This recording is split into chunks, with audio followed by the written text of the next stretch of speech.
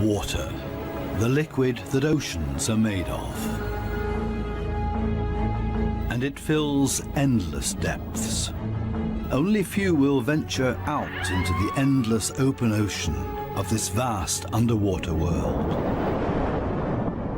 Most of the ocean inhabitants live in the city, as it were, like human societies.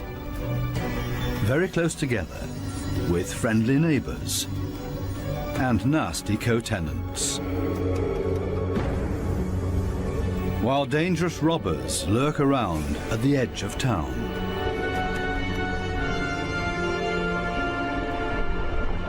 To assert yourself here, you have to be equipped with all kinds of tricks and clever strategies, or lie and cheat. Coral reefs are the largest structures in the world. They're giant submerged metropolises.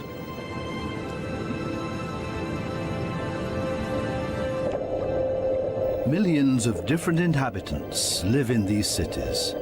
A universe with coral palaces and soaring towers.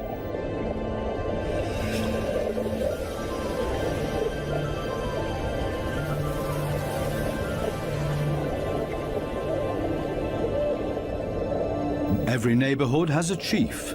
The entire street belongs to this guy. No trespassing, okay? A typical large city with all the noise and ruckus.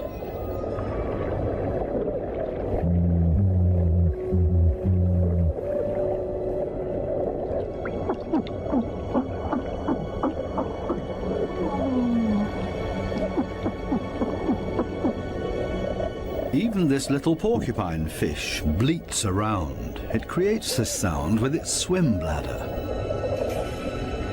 Two small harlequin shrimps are nibbling on this blue sea star.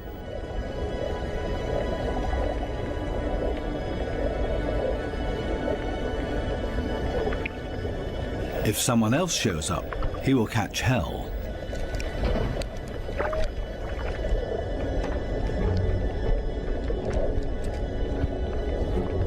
Another harlequin shrimp busy pulling a bite out of a sea star.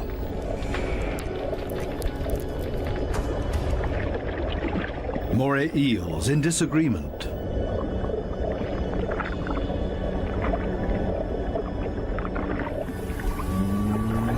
A scorpion fish shuffles across the ocean floor.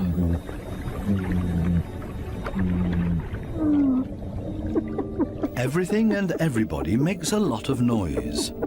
A boxer crab threatens everybody that comes by, holding two poisonous anemones in its claws.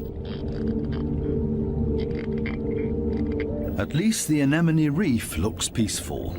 Or does it? The clownfishes are having a huge squabble. Who does this anemone belong to? We can hardly see this fish, but he's easy to hear, a crocodile fish. Does this giant puffer fish hear something?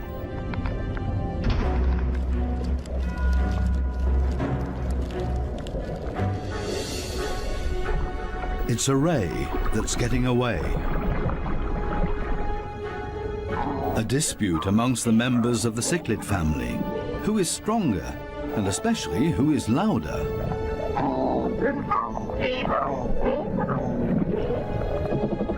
Two Walkman fish are noisily trying to woo a female.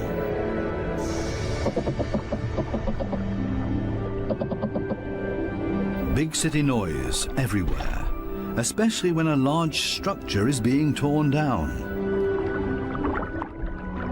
Everybody lives in their own way in this noisy metropolis.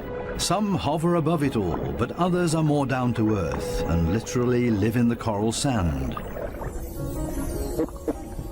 These goatfishes, for example, they plow through the ocean floor and catch smaller animals between their teeth. They use their barbels like a dowser. With them, they can detect even the weakest electric fields that point them towards small prey.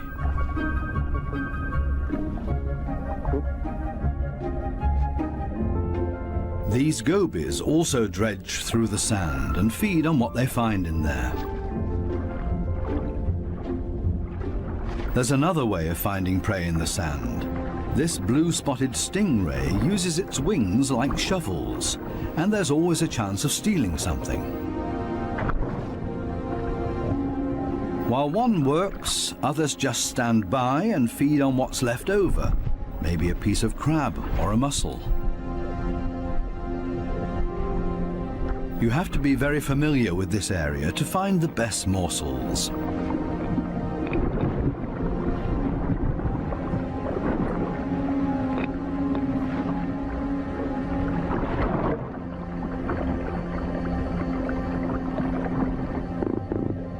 This triggerfish uses a strong stream of water. The fish blows away the sand to unearth whatever is hidden inside it. Others are quick to steal whatever they can.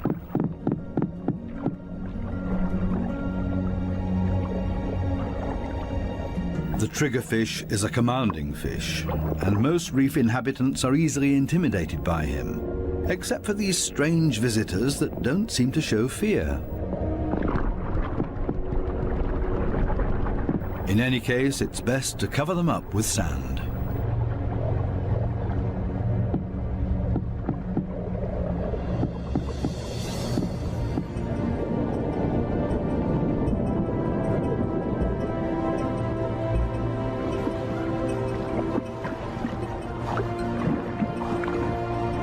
It's not easy for a small fish in a big city. There's always somebody with bad intentions, and you have to be extra careful not to get swallowed, like these moon wrasses, for example. So it's always safer for the smallest among the reef inhabitants to show up in schools. It's difficult to keep an eye out for only one little fish, and as a result the predator often grabs blindly at nothing and comes up empty. To show up in a big mob is always safest. Others are easily distracted at the sight of so much prey all at once. This easygoing giant pufferfish would never have a chance here anyway. Being part of a school of fish is always the best protection from predators. The slow ones are being ignored. No danger here.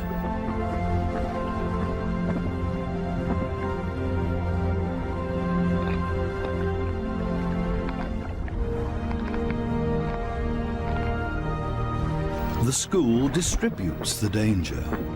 If there are 1,000 fishes, any of them can be the target, and 999 are going to be just fine.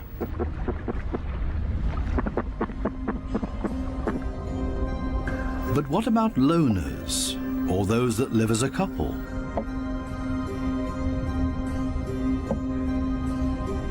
Seahorses, for example, camouflage themselves to look like the coral branches they're holding on to.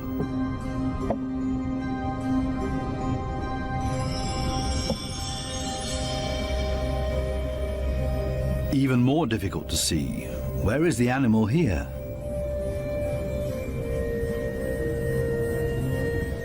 Only the eye betrays this trumpetfish's camouflage.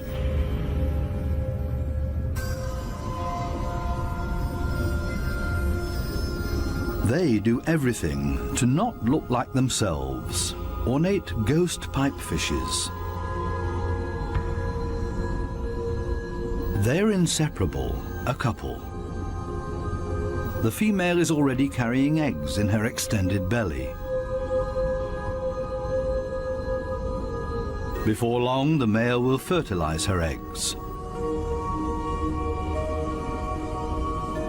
They are still regular fishes, despite their unique costume. This one looks like torn-off seagrass. The spiny waspfish rocks back and forth in the current.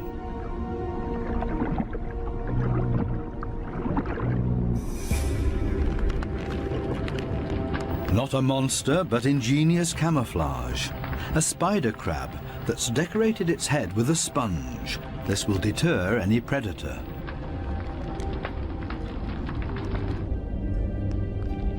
Another great camouflage, a barrel decorated with rocks. Only the movement of the gills betrays this stonefish.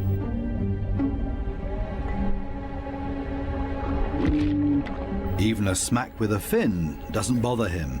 The fish knows it will not hurt him. It only shoves him a little further to the side.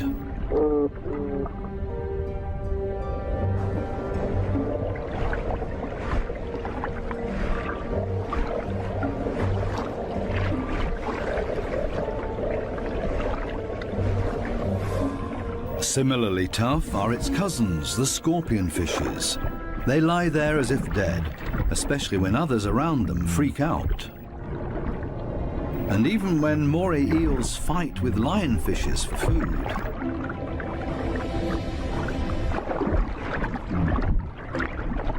The scorpion fish lies in wait for its chance,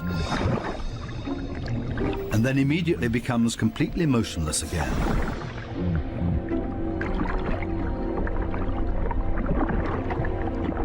The only difference is that it raises its dorsal fins with the poisonous barbs inside, is completely still but now also armed. This large anglerfish virtually blends into the background tangle of algae and leaves. Right now, the anglerfish is on high alert. It ejects a large cloud in order to throw off predators. It's not the time to feed or catch anything. Its angling rod is lying flat on the fish's back. The white tip at the end of the rod is used to lure prey. The anglerfish feels threatened by something. Finally, it gives up its camouflage and moves further over, using its fins to float. As soon as the fish retracts the fins, it sinks to the ocean floor.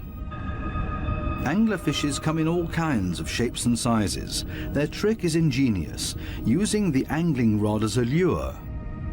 And every curious little fish becomes dinner. Many animals, including ocean inhabitants, communicate with a mixture of sounds and behavior. Everybody has to look out for their own survival in this metropolis of ocean inhabitants. But it seems maybe not quite everybody does it by themselves. The partner goby has come to an agreement with two pistol shrimps. The goby keeps an eye on things while the shrimps keep maintaining their hole. Larger rocks at the entrance are ideal for securing it.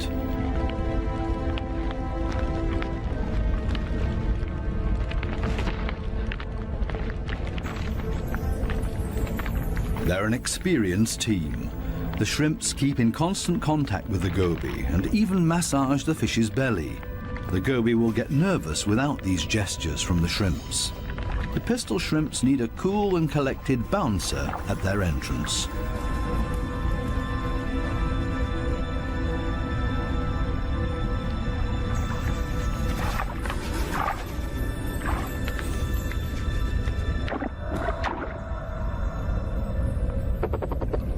Teamwork. This is where the anemones settle with their poisonous tentacles. Whoever gets caught by those will pay for it dearly or lose their life.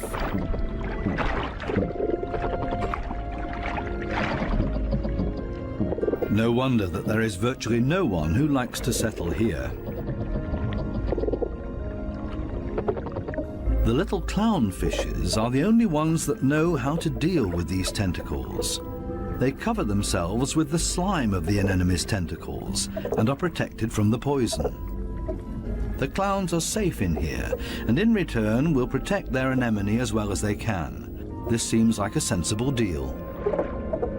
But on occasion, the anemone will pull the tentacles inside its column-shaped body, which means the clownfish's home is gone. When this happens, they panic and look for another anemone that they can hide in for the time being. Unfortunately, this one is already occupied, and the next one as well, and this means having to fight its current owner. There's much to lose for the clowns. Without the anemone, they can't procreate. The clownfishes attach their eggs to the bottom of the column-shaped foot of their anemone, hidden behind the poisonous tentacles.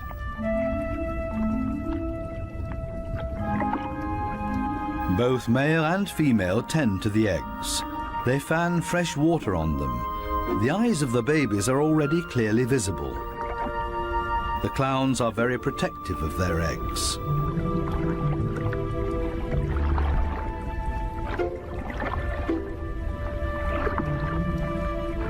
It takes the two of them to protect their offspring, and only in conjunction with the anemone.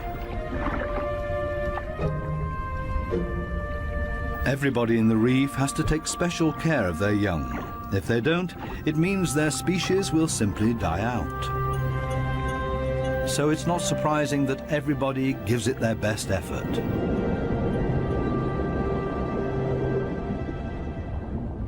This triggerfish has hidden its offspring in a small hollow in the sandy ocean floor. And this means having to constantly protect this open egg site. On occasion, they blow and fan the eggs, but mostly they keep an eye out for predators. This means grave danger. One of the sea urchins is wandering straight towards the nest. The eggs have to be protected at all cost, but how? The triggerfish seems to consider the alternatives.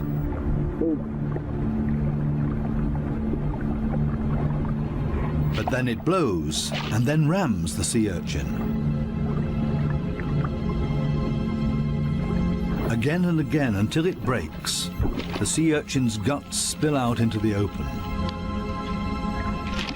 A few more hits for good measure. The danger has been averted. Everything else is easy.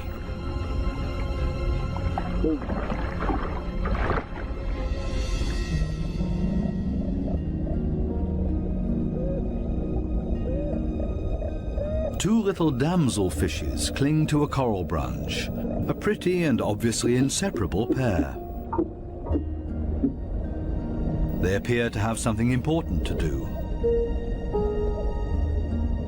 And there it is. The female has been laying eggs and glued them to a coral branch. Over and over again, both of them sweep past the eggs to keep them clean. Two very busy parents in the middle of town. Not far from them, the same kind of damselfish, but this one is feeding on the eggs, not tending to them. This damselfish's priorities have changed. Its partner is gone, and it's impossible to bring the eggs through by itself. So it feeds on its own eggs to at least recycle the nutrients.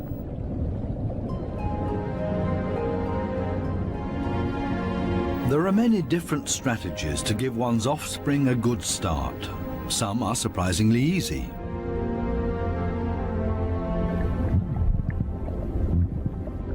The mass mating of the black sea breams. The males are so generous with their sperm that often a cloud of it will engulf the entire wedding party.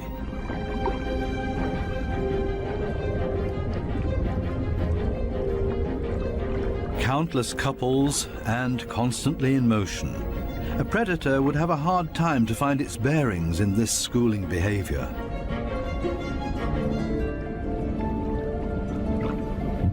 The fish's instincts cause them to mass mate in order to ensure the survival of their species.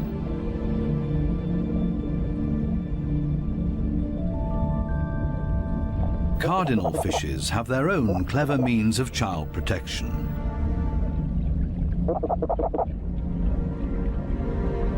It's not time yet. The couple are still flirting and courting with each other, going around and around.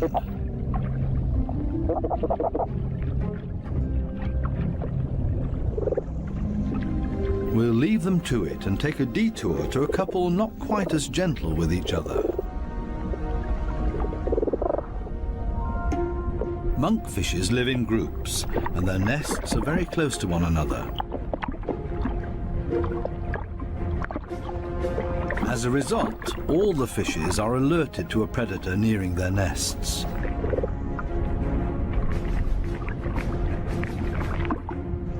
Hermit crabs love to feast on the eggs of the monkfishes, so the protective parents are all getting nervous.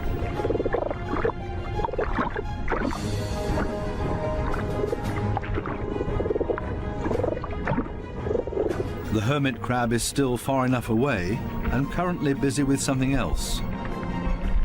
The hermit crab's best defense is its house that it carries around for protection. The patience of the monkfishes is wearing thin.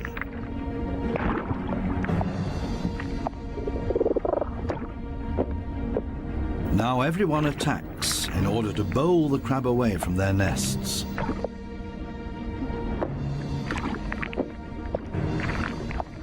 They're clearly telling this hermit crab to take a hike, but they should have stayed with their offspring because there's new danger approaching. A gaggle of rainbow wrasses takes advantage of this unique opportunity and ravages the monkfish nests. The predators are quick, brutal, and in the majority. Most of the monkfish eggs will be devoured. An attack of this kind would never happen to the cardinal fishes because they are mouth brooders and don't have to watch over a nest that's out in the open. The males carry the eggs in their mouths, up to 20,000 of them.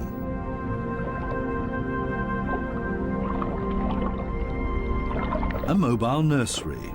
They're safe here in their father's mouth, unless, of course, he gets eaten.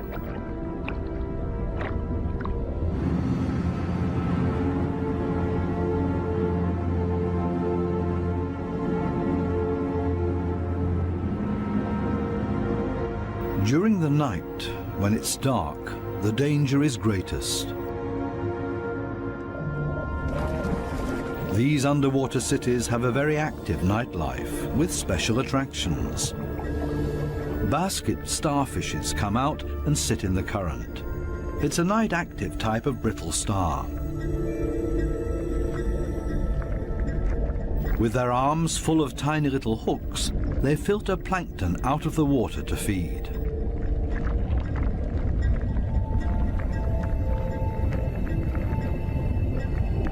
A very elegant feather star. It's on the move to find a better spot to filter plankton.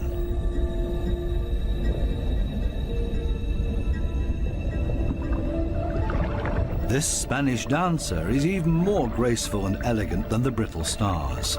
It's a type of nudibranch.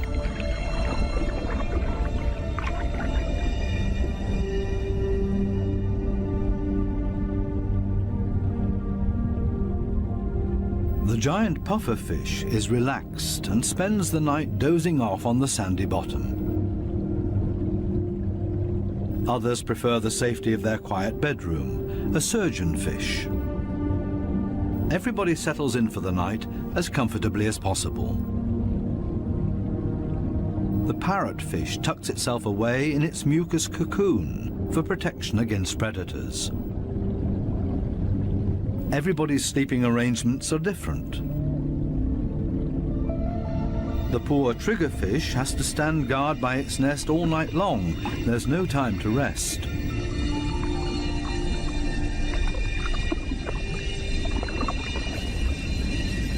Some of the predators are quite soft-footed. A cone snail has spotted a small fish.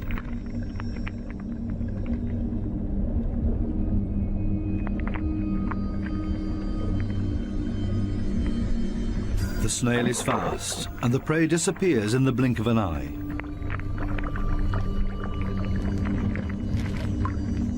The night is still young, and still full of danger and terror.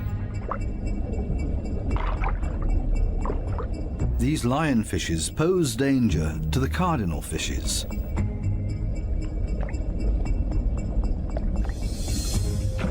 Lionfishes suck in their prey.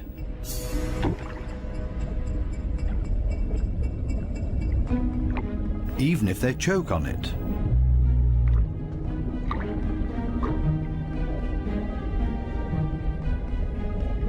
They're hanging around waiting for their chance.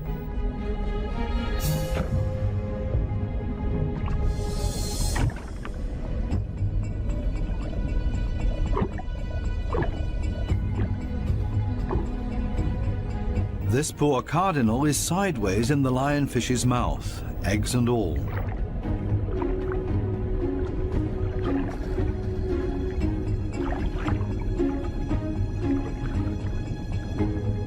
Lionfishes aren't the most elegant predators, with all their attachments and frayed fins. But this is all part of their camouflage. They're harder to see and blend into the background. Outside the reef, the lionfishes hunt as a school. They drive their prey towards one another with their fanned-out fins.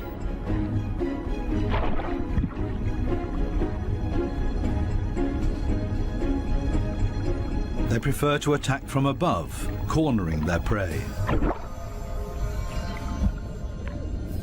This is not a different location, just different light. These special blue lights totally change the appearance of the reef.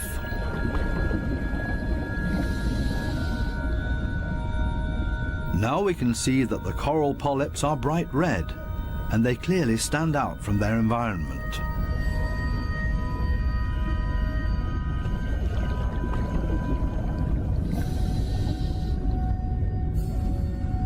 A new and fascinating perspective on the communication of many ocean inhabitants. And suddenly an eruption of sorts.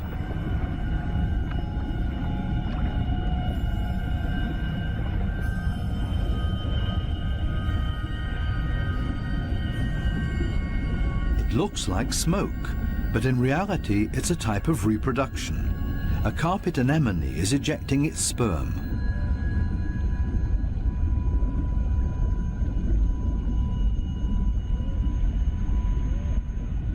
In the blue light, it looks like a dramatic eruption.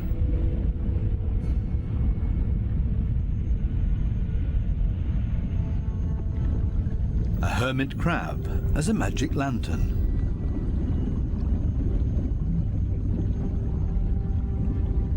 The blue light brings out these colors.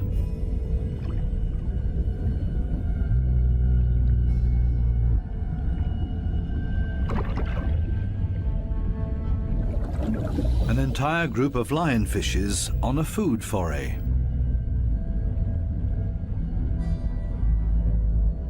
The animals don't seem to know any fear. It seems that they're well aware of the poison they carry in their back spines. They even use the light of our dive torches to their advantage.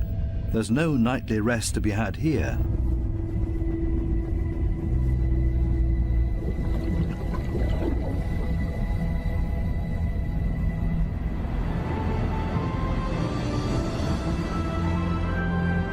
With the first daylight, new life comes into the reef city.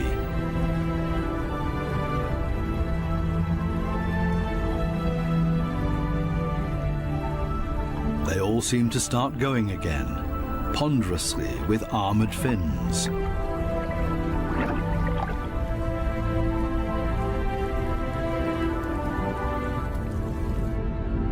As pedestrians, and as light and quiet as possible.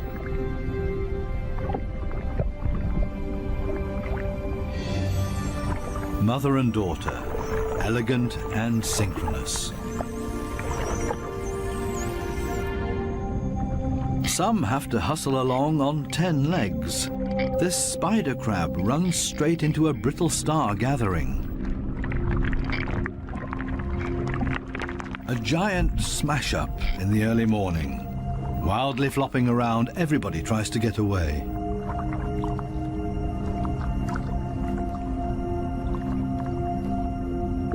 As in every city, there are also shopping opportunities here.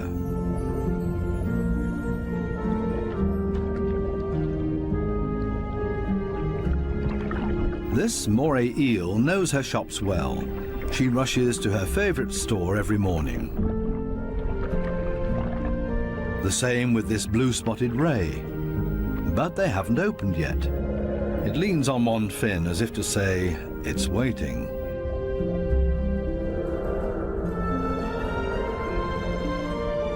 Similar problems in a branch further up.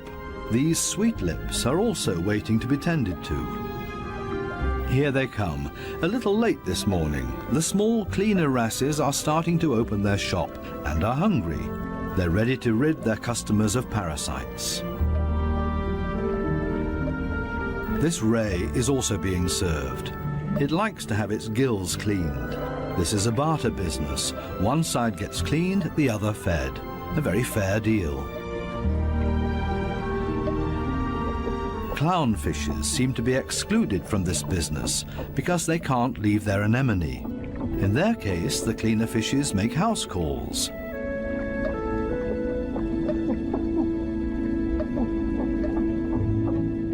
This snake eel is also otherwise engaged, and the cleaner shrimps are also making house calls for him. Finally, it's the moray's turn. It has a lot of nutritious freeloaders on its skin and in its gills.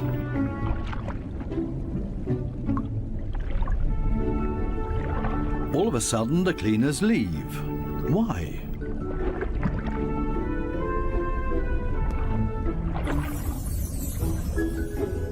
This Titan triggerfish is no better off. The treatment has stopped before he was finished. The cleaner fishes have new customers, clients that have never come to see them before, and they're now being preferred over old customers. The point is that these new clients will like the service here so much that they will come back again. The regular customers have to be patient and wait until the new clients are finished. Cleaner fishes operate solely according to economic rules. This guy has also come for the first time and quite enjoys their service.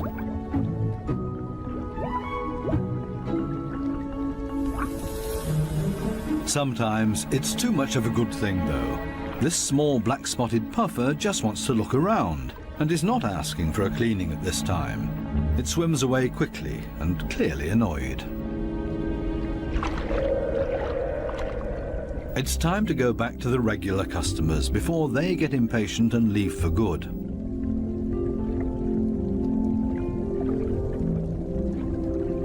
Digging deep where the gills are dirtiest.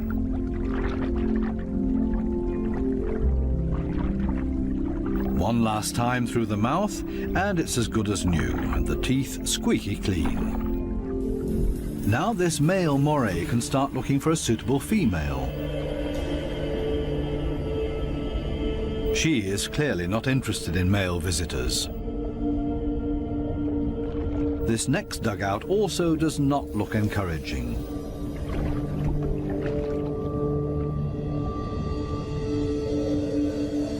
These two have already found each other. A strange pair with a triggerfish as roommate. They seem to get along just fine. It's difficult to cut in as a stranger.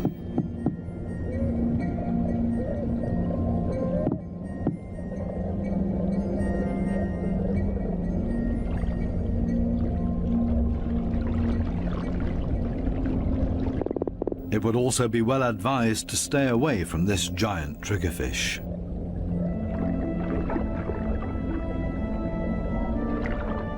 This, on the other hand, might be a different situation. It's important to be patient.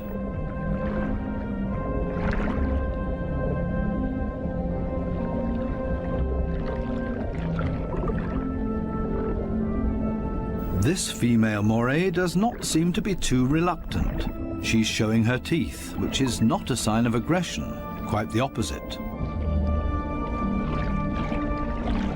She finally agrees to a date.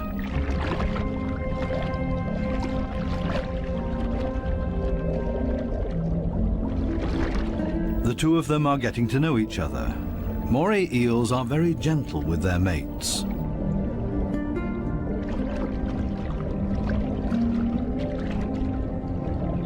And they're good for another surprise, as partners of a phenomenal hunting party.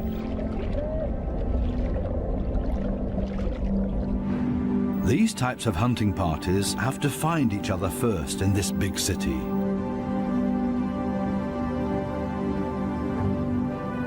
The right place for the moray and her partner.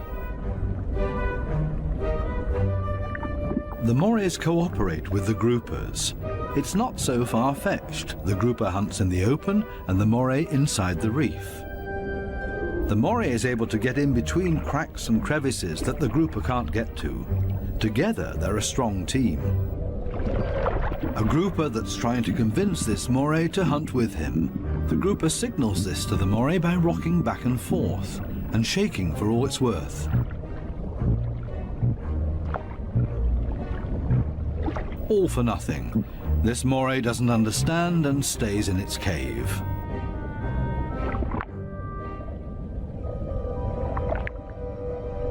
Next try. Maybe the moray will react this time and swim with him. Again, no luck.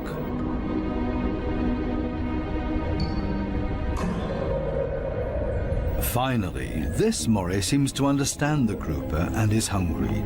The grouper tilts its head and the moray accepts his invitation. Together they swim through the reef. The moray prefers to swim between the dark alleyways, and the grouper decides it's safer to stay on the main streets around the reef. This is not the right place. The grouper expected to find scared prey here. The moray takes a break and waits. It's not going to happen this way. Again, another invitation to go. They continue through the reef to another coral head. Also nothing for them here either. The moray is getting ambitious as well now and initiates a hunt on her own.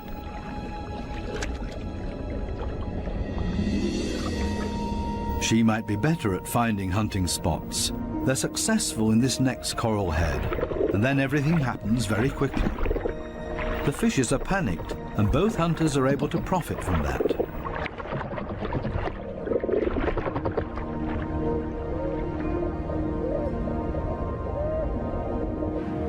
This coral city offers living space for millions. Many hideouts and crevices provide protection for everybody. My home is my castle.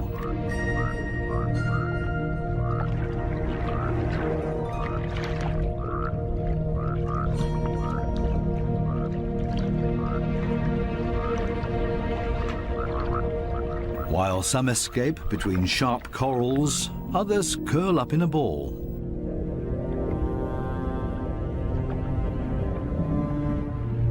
Octopuses don't have bones and are therefore able to change shape. Their homes are usually very tight and space-saving.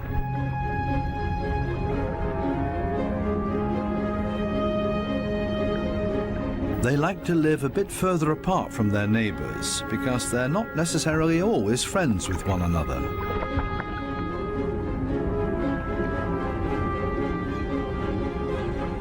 It might be best to put up a wall of stones between them. The ocean offers many hideouts, which is synonymous with survival for many ocean inhabitants.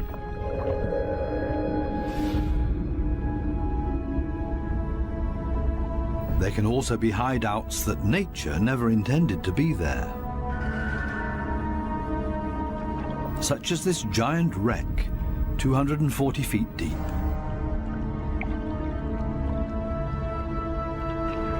A research submarine on its way into the deep comes across a sunken freighter. It's an artificial world with countless nooks and crevices to offer protection and a home for many ocean inhabitants.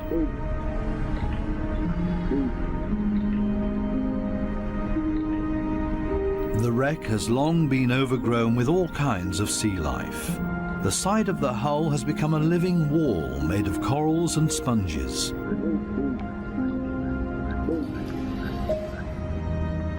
Sunfishes, with their odd form of movement, patrol this area. They're looking for jellyfish.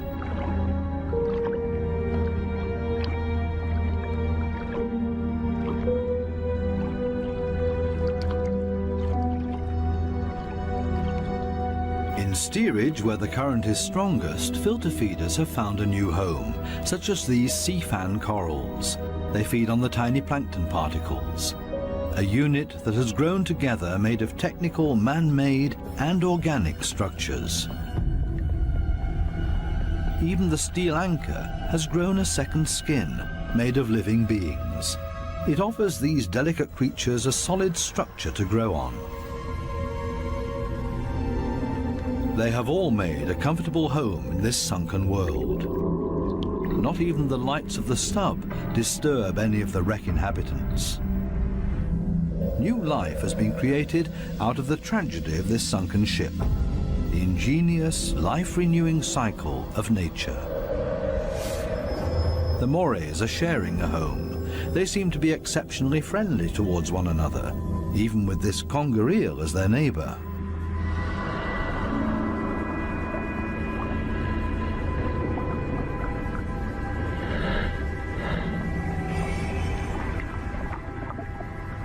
Even the octopus remains unharmed by the morays.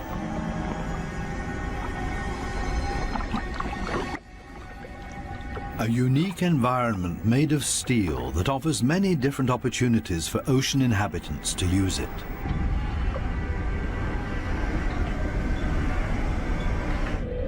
Even this fishing net offers a conger eel a place to hide.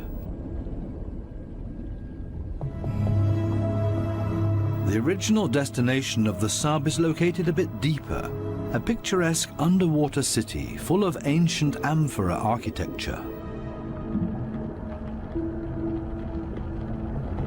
An antique merchant vessel sank here. Only the clay containers, once filled with Greek wine, are still visible. Now they offer homes and protection to many ocean inhabitants. Similar to the reef, hiding places are essential for staying alive down here. The amphorae have a very special shape. They taper towards the bottom, so they could be stored sitting upright in a layer of sand in the hull of the ship. The amphorae and their precious contents were safe during transport. Spiny lobsters welcome these types of caves. Conger eels also feel safe in this mess of amphorae and shards of clay, as if it was made for them and their slender, long bodies.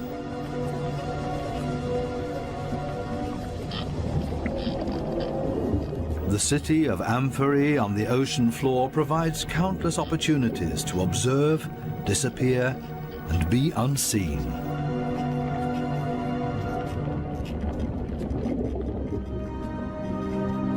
Maybe that's why this city seems to be very calm and orderly, even when the conger eel swims above everybody's abode. Nobody panics because they only have to withdraw slowly into their homes and are safe. The same goes for this forkbeard.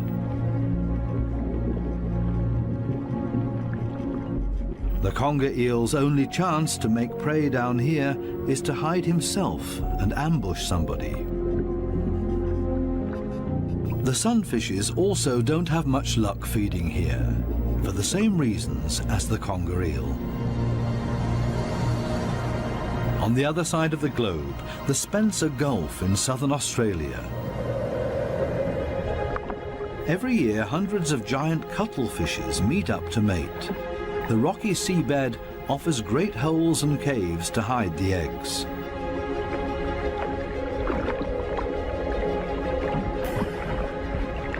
The females are smaller than the males and seem to be a bit shy, keeping their arms tucked tightly together.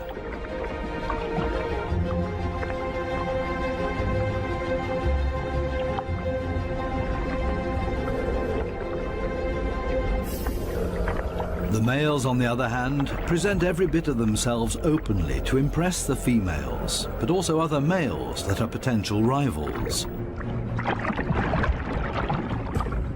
When the going gets tough, it's always a good idea to hide behind the safety of a cloud of ink.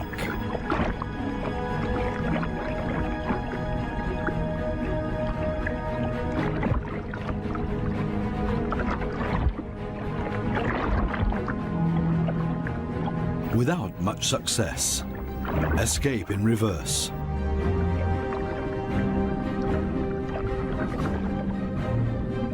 Only the strongest of them have a chance with the females. He's a winner and courts his female by changing his color to interesting stripes. She has agreed to mate with him, and they hug tightly. He deposits his sperm package into her mantle opening.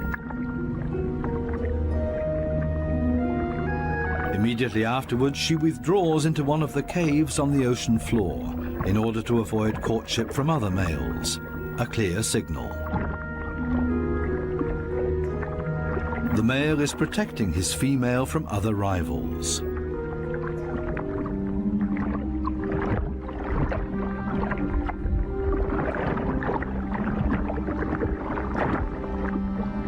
But there's always the unexpected. A so-called sneaker male tries to cut in. This male is much smaller and pretends to be another female by acting like one, very demure and shy.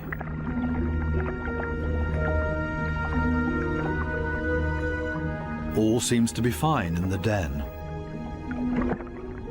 He's busy chasing away other rivals from this new supposed female. Especially now that there are two females under his protection. It can't hurt.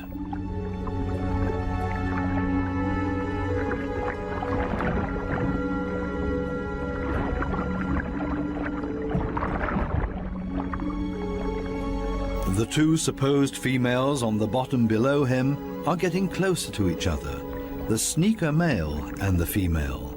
They mate in secret, under the protection of the strong male.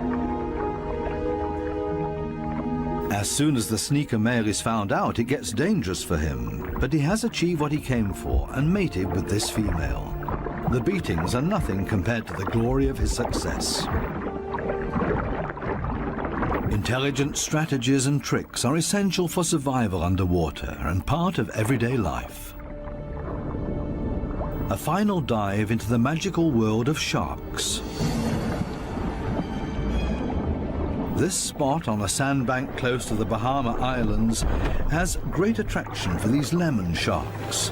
They come here by the hundreds, and nobody exactly knows why.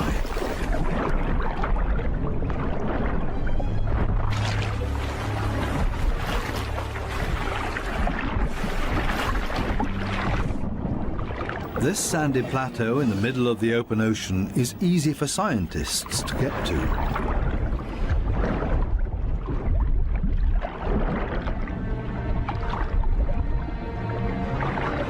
This experiment will show how sharks react to their own reflection. The metal mirror stands upright on the seabed. The animals that swim towards it will see their own reflection coming closer. How will these lemon sharks react? Now the researchers have to have strong nerves. Things stay surprisingly calm. The foreign object is almost ignored, as if it had been there forever. The sharks either swim past it or underneath it.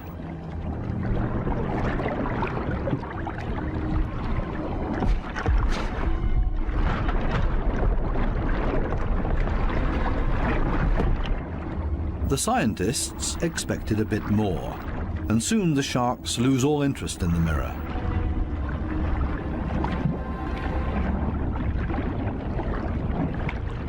Some sharks even calmly drop to the seabed to rest.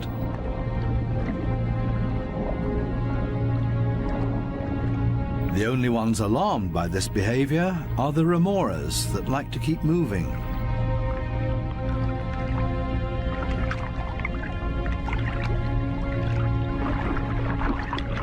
They let go of their shark and see if they can't hitch a ride with a more active individual. Shark hopping. This one isn't a good choice either, so they continue to yet another one.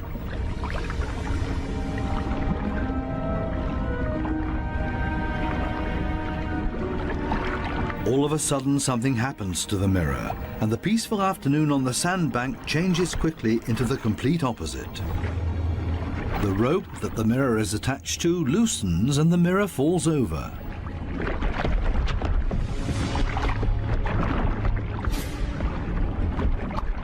Suddenly, and seemingly out of nowhere, several sharks rush to the mirror and show great interest in it.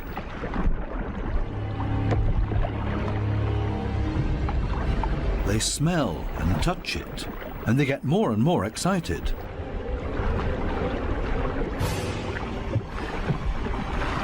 What happened all of a sudden? None of the scientists have any idea how to explain this change in behavior. The animals that were calm and collected only a second ago are now completely out of their minds, and the situation quickly escalates into a mass attack on the mirror. Do they mistake their own reflection for an opponent? It's time for the divers to leave because it's not safe anymore. The communication of the ocean inhabitants continues to offer new and exciting insights, though we will probably never fully understand them.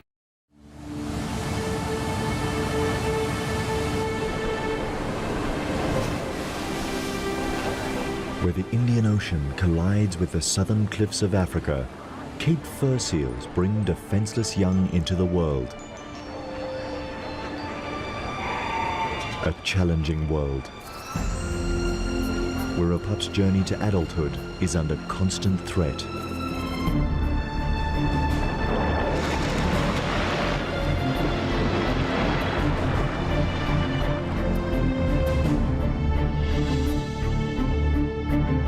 A dangerous voyage of a seal led astray by one of nature's most mysterious migrations, followed by hundreds of hunters, hungry for one of the ocean's most awesome events.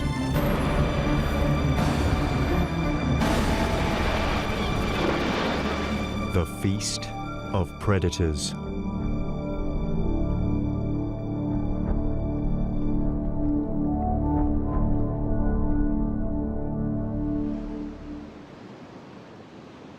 Winter on the untamed shores of the wild coast. Here, the calm ocean surface conceals the turmoil stirring in the currents below.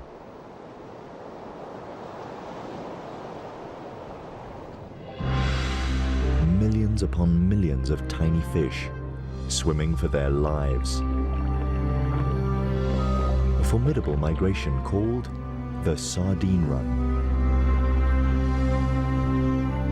A 10-year-old bull seal plunders the shoals. But he's not alone. He is a rogue in the midst of an army of predators. This is their annual feast.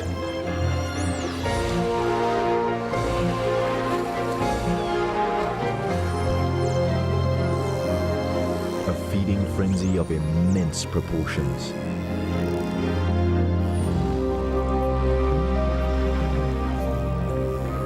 The attack is relentless, and now the sharks join in.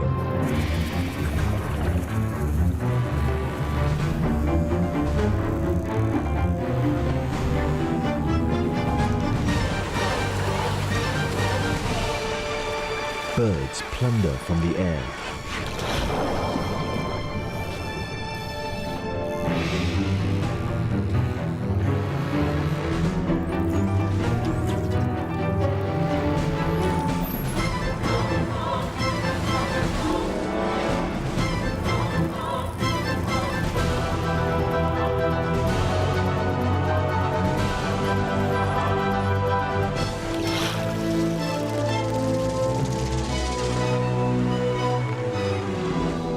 Eventually, the feast comes to an end. For the bull seal, this was a royal banquet.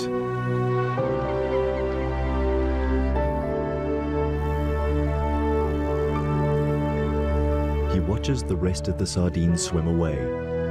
It's now the end of winter, and the shoals disappear into the ocean depths.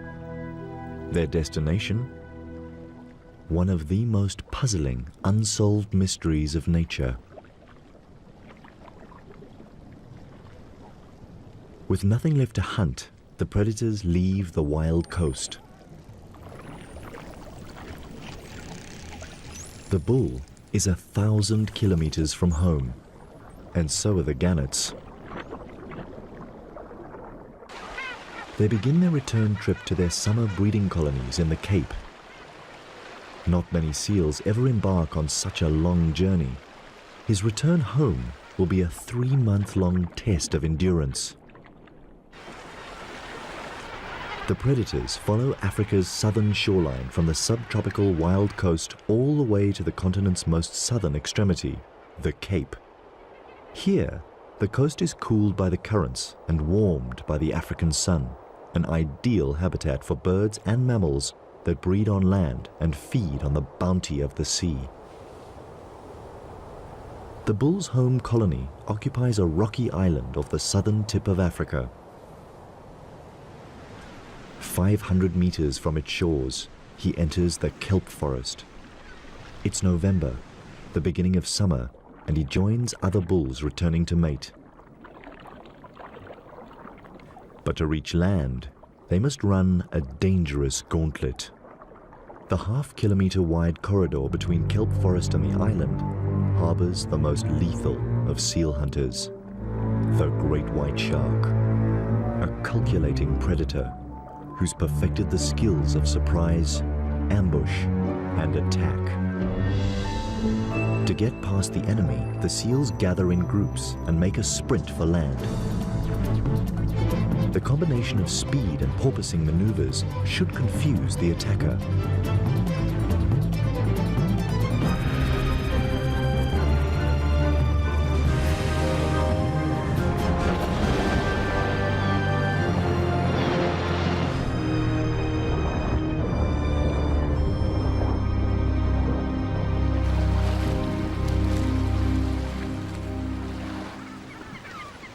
Every run of the gauntlet could be a seal's last swim. Survival depends on the luck of the draw.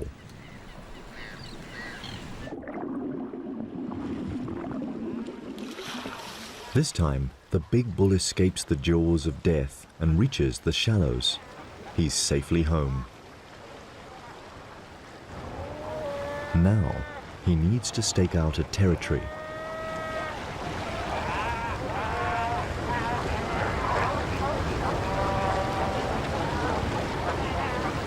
He has the advantage of being the largest bull around, and in a seal colony, size certainly matters. No one dares get in his way. Confidently, he returns to the same territory he held the year before.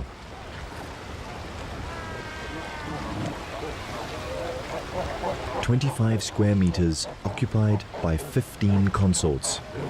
It's a tight and uncomfortable squeeze, and the bull needs to enforce the peace.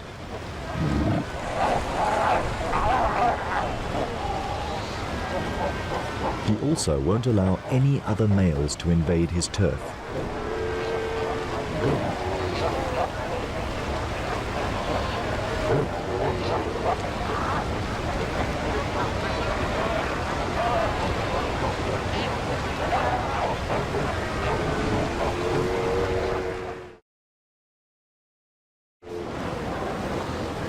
Within a week, territories are defined and the pregnant females prepare to give birth.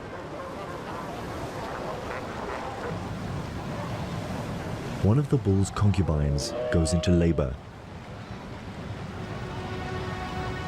The contractions come quickly.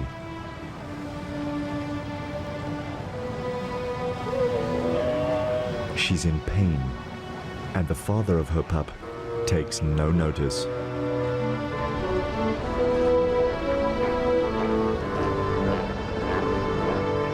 She suffers through almost an hour of labor.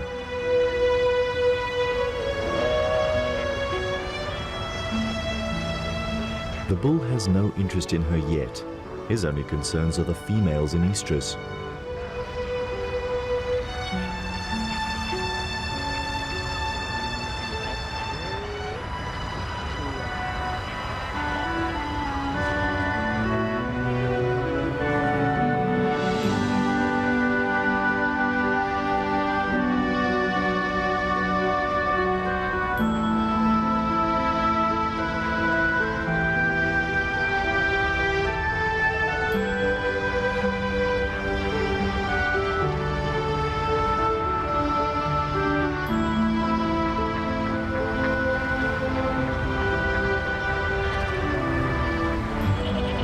His first few breaths, and the newborn commands his mother's attention.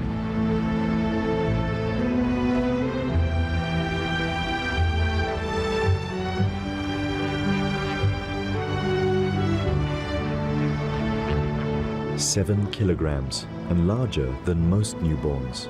The perfect recipe for a seal that might attempt a journey such as the sardine run. But for the moment, his world centers on his mother. Their individual call, smell, and touch develop the imprinting that will bond them for the next 9 months. While Mom rests, he finds his source of milk and figures out how it all works.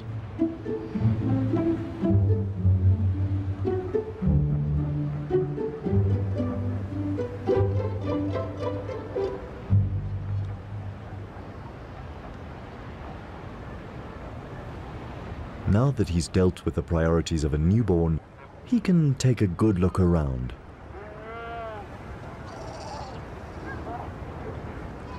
He's not the only newborn on the island. Within a month, all the pregnant females of the colony give birth to ensure that they will all mate again before the bulls leave. The scavengers keep the island clean.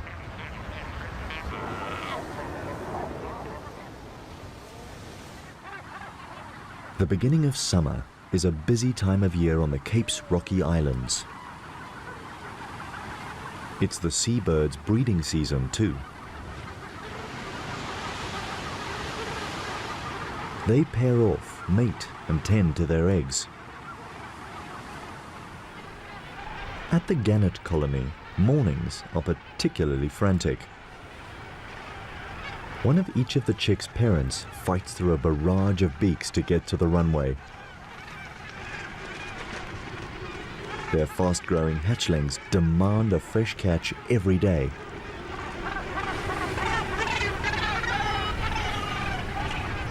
Gull parents have it easier. They pick up whatever the tide washes onto the beach, although they're not too keen on sharing.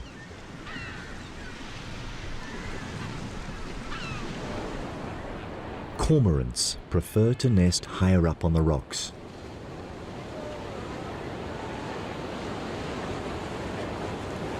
The catch of the day is liquidized and regurgitated on demand. It's a young bird's treat. While the birds feed daily throughout their breeding season, the bulls and mothers go without food through theirs. Oblivious to his mother's fasting, the young pup is quite a handful. He has an adventurous nature. But his mother doesn't let him go far. He protests.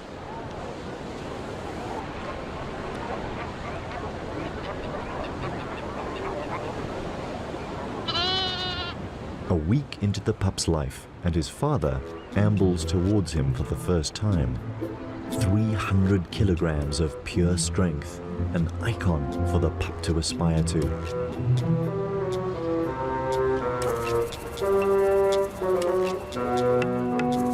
But the bull doesn't even cast the pup a glance. His attention is focused on the pup's mother, now ripe for mating. Driven by instinct, she follows the bull and leaves her pup on his own. So small and vulnerable, yet already abandoned. But she must make the most of the bull's attention and mate before he leaves the island. This is probably the last time the pup will ever see him.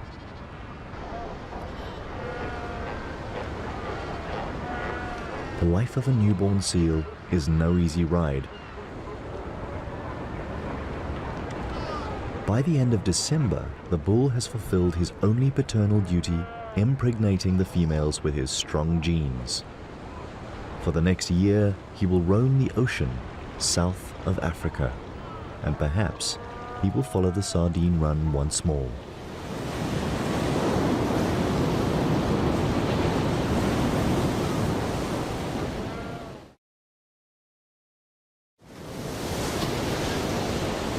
Most of the adult females of the colony are now pregnant and need to feed. After 2 weeks of fasting, their fat reserves are depleted.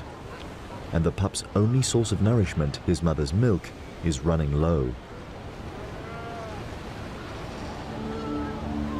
Following her is not an option. And if she doesn't return within the next 5 days, he will die of starvation.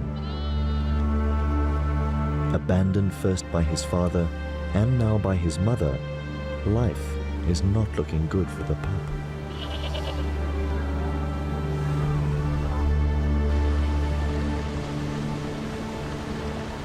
His mother joins other females on an expedition to find food. But before they can hunt, they must run the gauntlet.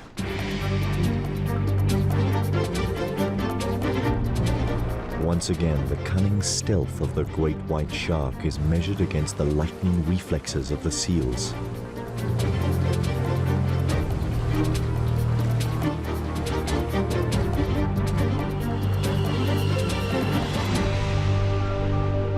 This time, the seals win. They spot the shark before it can make a move. Now the mother and her allies can look for food. They swim towards the mainland. 15 kilometers from the island, she finds a pocket of sardines trapped in the shallows. With agile moves, she picks them out one by one. On average, she would eat about 4 kilograms of these tiny fish.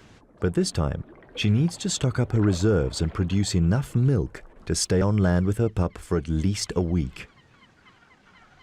This small school of sardines is just enough for a filling meal. Sardines thrive in these cool waters.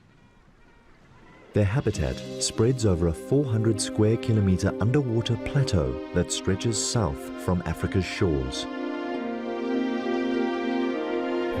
The ocean here is crammed with their favorite food, microscopic plankton, making conditions so perfect that these waters support billions of sardines, some of the largest breeding stocks in the world.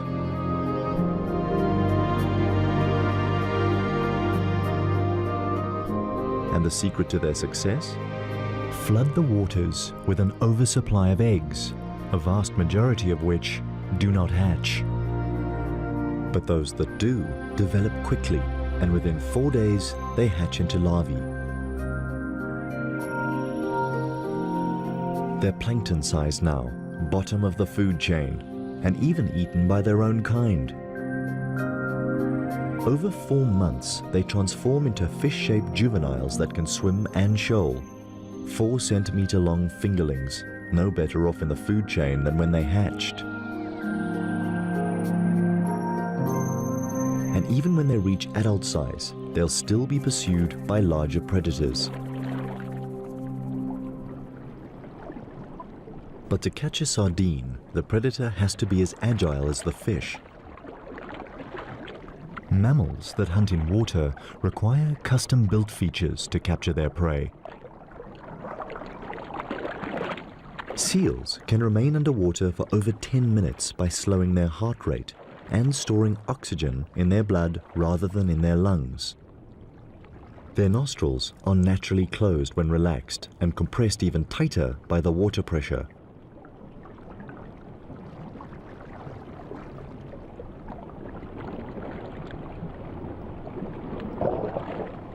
While catching food, no water is swallowed either, because throat muscles close the gullet.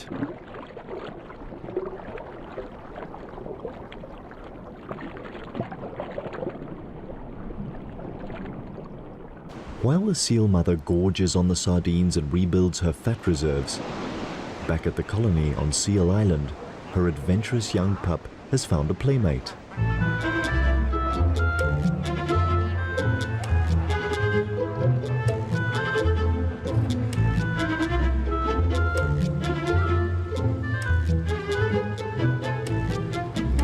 The two make a mischievous pair, innocent of the fact that the gull has a lethal beak that could inflict a serious injury. The bird is quickly forgotten, and the two playmates romp and fight, already training for adulthood. By midday, most adults laze in the sun, or sky point, a comfortable pose for a seal. And if adults do it,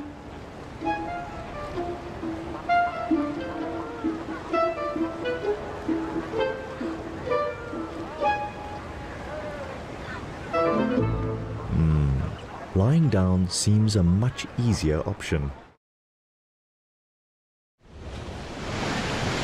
2 days alone, and the pup has played with his newfound friend and explored his surroundings.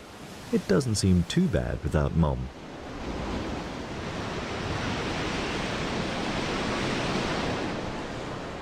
By the 3rd day, he starts to get hungry and explores the shore in search of something to eat.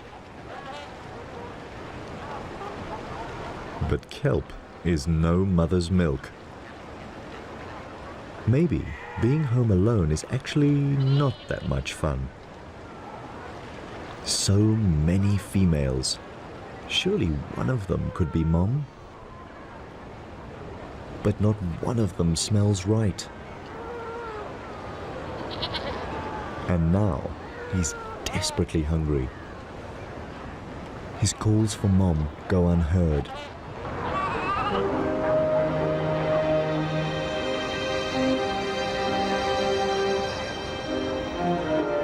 Then he finds a source of milk from a female suckling her pup, and he tries to sneak in for a drink.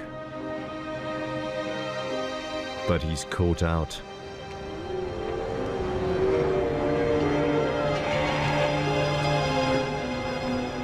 Mothers don't tolerate strange pups. This adventure is becoming dangerous. Then he wanders too close to another hostile mother.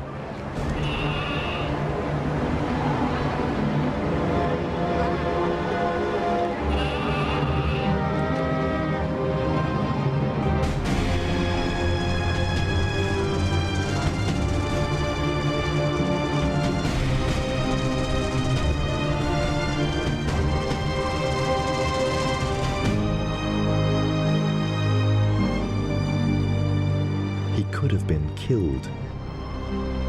Will he survive till his mother's return? More importantly, will his mother return?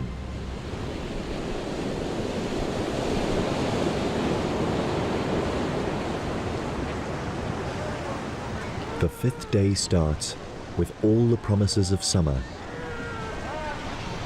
and the safe return of the mother to Seal Island. But she has no way of knowing if her pup has survived. The shore looks like a killing field.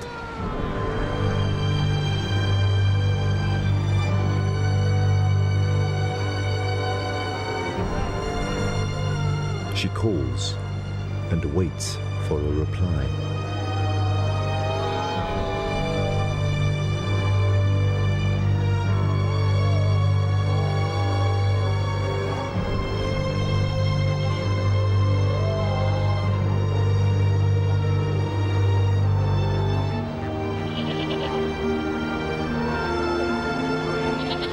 And then, a familiar cry.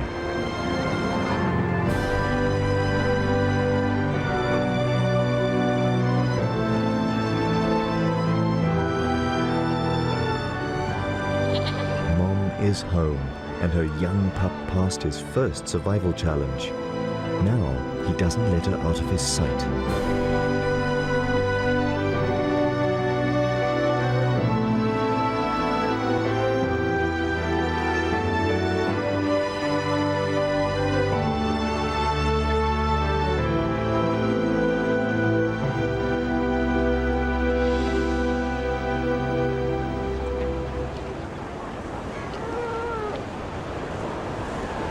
With each mouthful of rich milk, he builds his strength.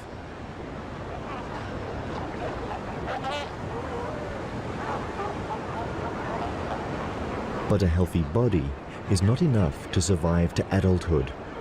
He will need to become shrewd and agile to keep out of trouble and find his own food, all talents that he still has to develop.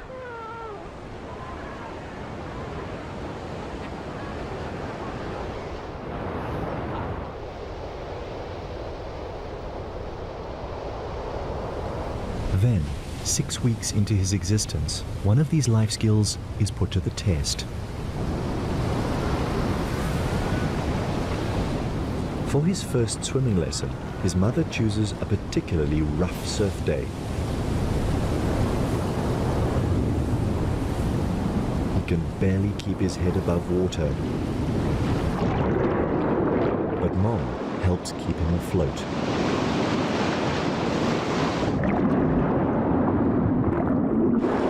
It's a tough lesson to learn, but vital for his progress. Eventually, he begins to get the hang of it. A last wave to help him ashore, and the lesson is over. From here on, he needs to perfect these skills and then perhaps take on a bull's most grueling test, the 1,000-kilometer journey of the Sardine Run. Only time will reveal his true colors.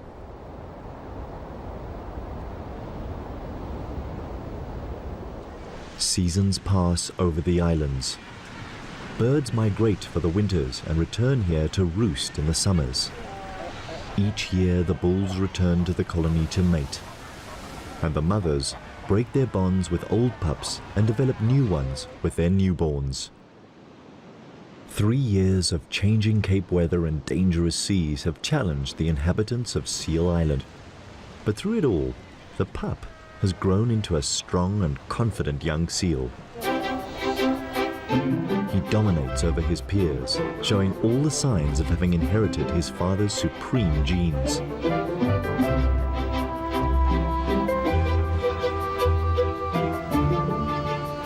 And after asserting his superiority, it's time for a workout in the sea.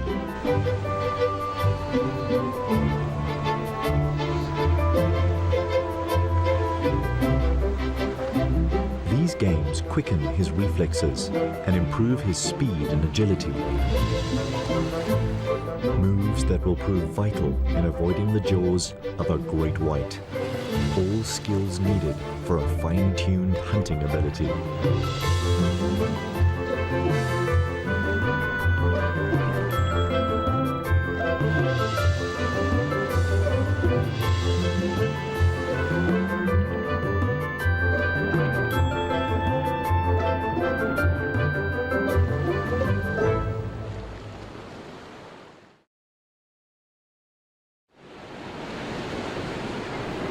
Today's exercises take him past the gannet colony. It's February and the fledglings are learning to fly. But perfecting the laws of aviation is no easy feat. The floundering gannets attract the young seal's attention.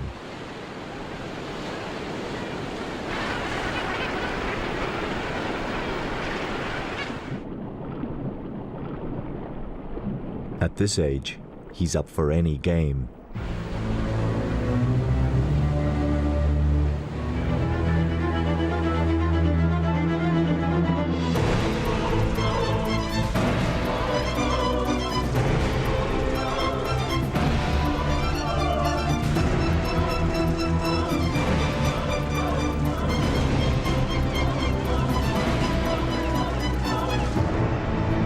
A harmless game turns into a calculated killing.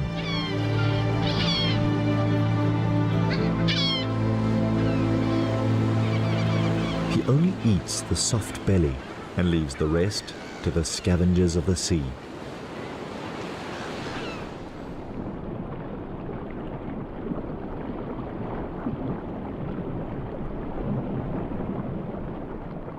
Such a cruel act, and the young seal proves to be a serious contender in the passage to adulthood. Now he is ready to leave the colony for his life's adventures. But first, he must pass one more test, probably the most dangerous yet. The siege of Seal Island is on pause. And seeing their chance to sneak past unnoticed, the young male and his peers make a dash for the open sea, Their escape coincides with the onset of winter, which brings one of the biggest changes of the year to the Cape of Storms.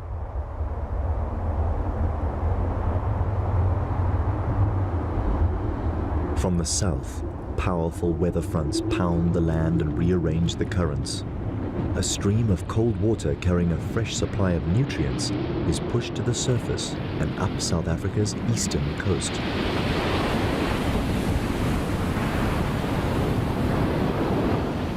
Now the sardine's ideal habitat expands from Africa's southern tip, 1,000 kilometers northeast, past the cliffs of the wild coast and all the way to Durban's subtropical shores. This is the winter countercurrent that lures 2-year-old sardines to begin one of nature's most impressive marathons, a mass migration of millions upon millions of fish. But in their quest to reach these alluring feeding grounds, they leave behind a trail of body fluids, an invisible oil slick with a powerful smell. An appetizing aroma for those who find the sardines a trophy worth pursuing.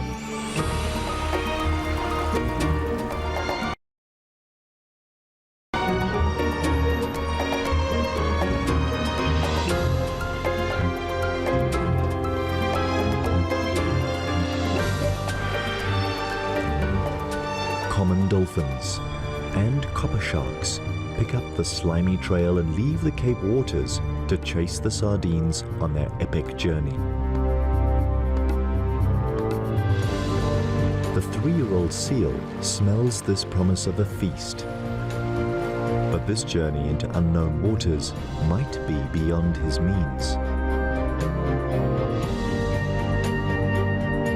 And 500 kilometers from home, the seals attract the attention of a master killer, and it's not interested in the sardines.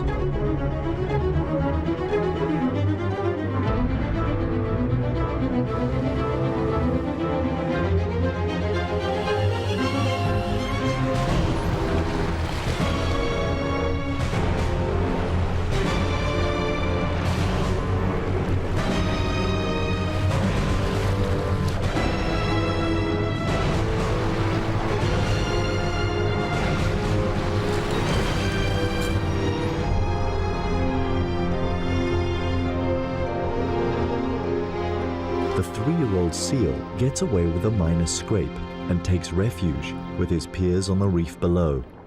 Another triumph over one of life's challenging tests.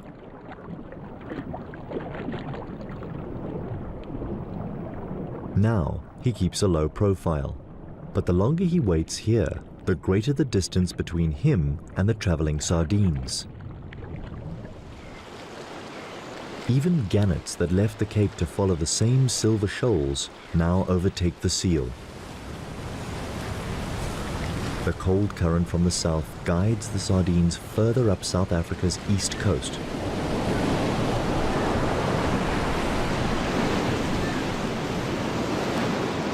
And 800 kilometers from their home waters, the underwater continental shelf narrows to 6 kilometers from the shores of the wild coast.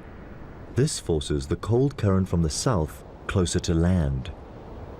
The sardines have no choice but to squeeze tighter together.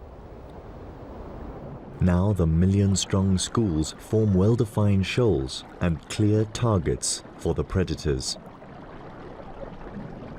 This is where the sardines enter hostile territory.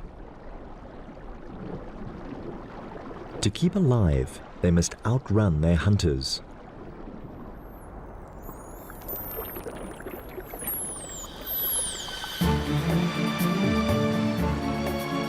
The common dolphins unite into a superpod. Thousands of them now move in formation, swimming as fast as 37 kilometers per hour. They scan the ocean with their powerful sonar. It's only a matter of time before they locate the sardines.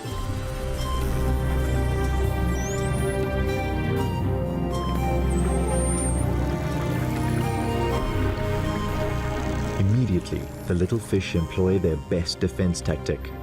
Form an enormous mass that constantly changes shape, size, and direction. designed to confuse and elude the attackers. But the dolphins are too smart for that. They separate a section of the huge shoal and round them up into a swirling mass called a bait ball. The dolphins let the rest of the mother load swim away.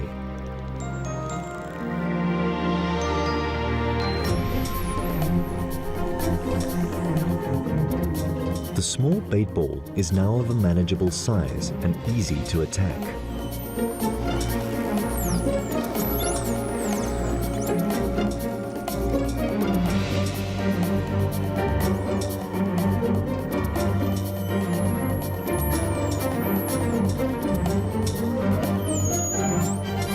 By the time the dolphins have prepared the banquet, the copper sharks arrive to share the feast.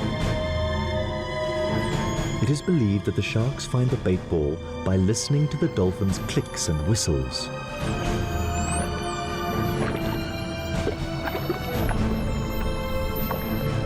Disregarding their mammal counterparts, they plunge in immediately. Eventually, the relentless attackers drive the bait ball against the surface of the sea.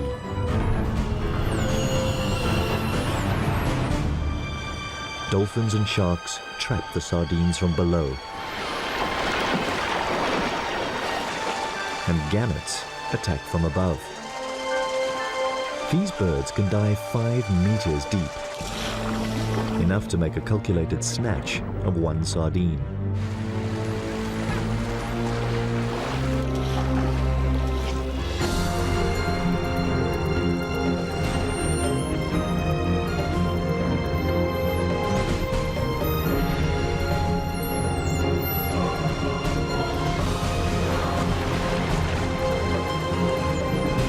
What started as an organized dolphin operation turns into a confused feeding frenzy.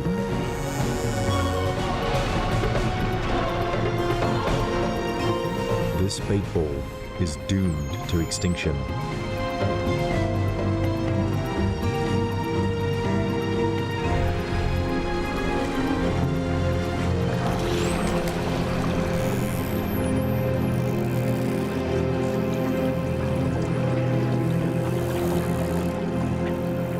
Eventually, all that is left is a gang of predators hungry for more. That was just enough to arouse their hunter lust. They resume their pursuit of the motherlode of sardines. The dolphins take the lead.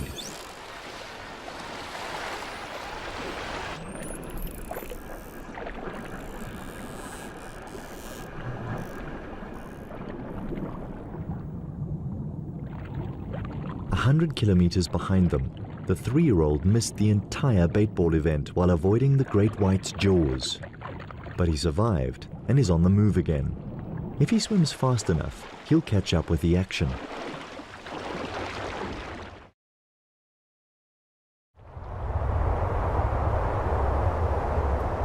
As winter intensifies, more storms blow in from the south.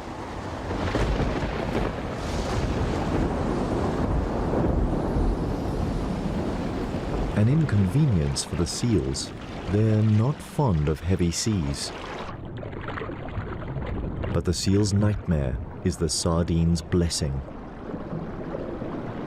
The weather fronts replenish the cool, nutrient-rich current, the fuel that drives the billion-strong migration further up the coast. Now the sardines must tighten their ranks some more as the countercurrent squeezes into an even thinner strip. Here, the tiny fish are forced through a crush bordered on one side by the cliffs that mark the northern boundary of the wild coast, and on the other side by the warm south-flowing Agulhas current, too warm for the sardines to bear. This current brings new players into the fray. Bottlenose dolphins are larger and slower moving than their common cousins, but just as artful. Now the enormous schools of sardines are tracked down by 2 different sets of sonar.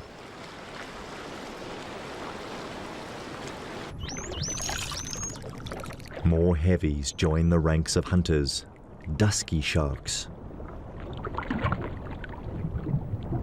The waters are getting crowded.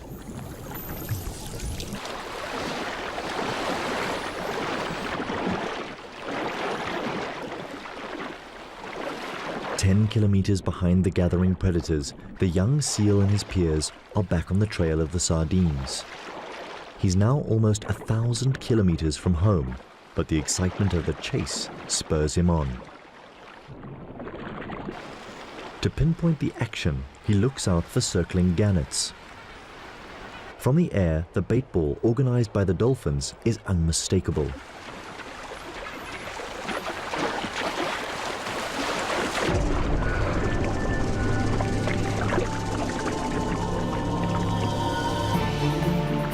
Millions of sardines trapped behind invisible sonic walls emitted by the circling dolphins.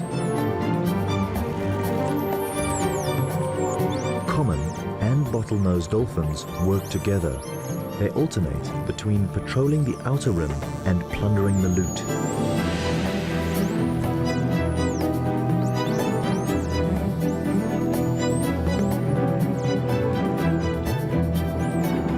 And now the sharks come in to feed. The smaller copper sharks dart quickly in and out of the bait ball.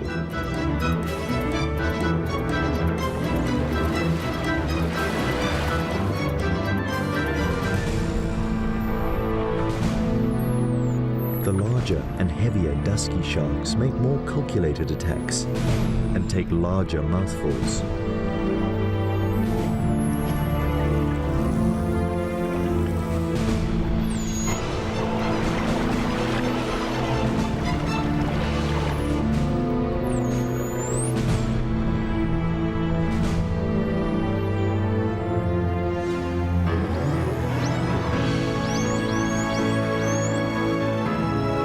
And finally, the 3-year-old seal, like his father, a pirate among the raiders.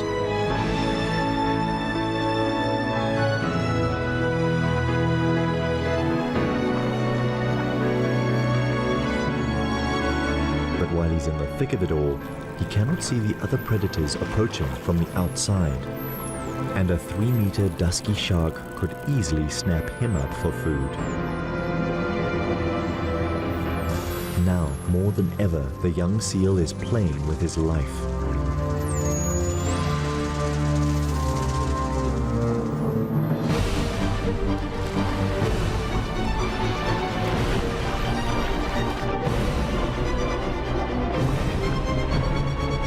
Inevitably, the manic feeding rage produces a casualty.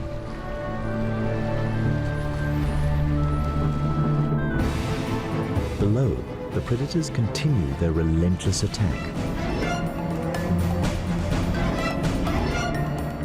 This is a spectacular underwater assembly of predators united to decimate the ranks of the enormous bait ball.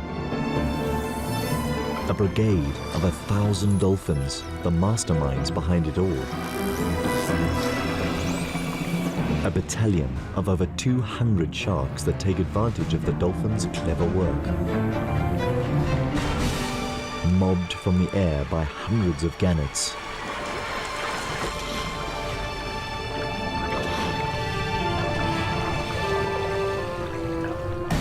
In between, tuners enjoy the rich pickings. And among the throng, a few brave seals, richly rewarded for their tenacity.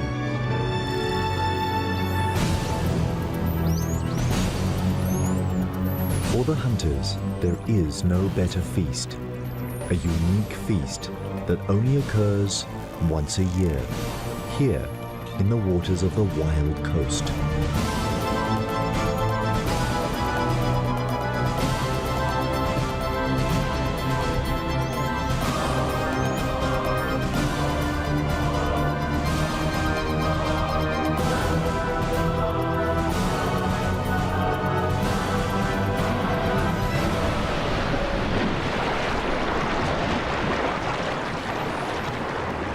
Five hours later, and the huge bait ball is reduced to a fraction of its original size. The dolphins give up their sonic siege, allowing the surviving sardines to escape. These join up with the tail end of the mother lode that made it through the treacherous gauntlet of the wild coast, and they all dive into the depths offshore. It's now the beginning of summer, and the surface of the water, warmed by the African sun, becomes an unbearable bath for the sardines. From here, their movements puzzle scientists despite attempts to follow their course. The sardines are so small and the ocean is so vast that they are incredibly difficult to follow. The general consensus is that these fish stay in the depths off Durban, and around November they begin to migrate back towards the Cape. But this is all speculation, and their homebound voyage remains a mystery. And what of the 3-year-old seal? Has he too gone astray into the immensity of the ocean?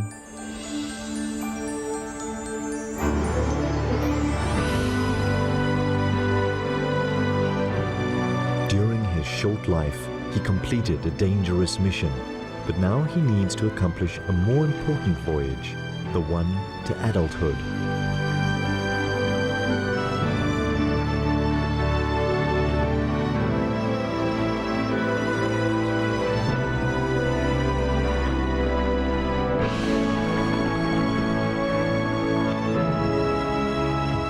For the next 7 years, he will be a nomad, growing in size and strength, so that one day he can return to the colony as a full-sized bull. Only then will he be ready to start a lineage of his own.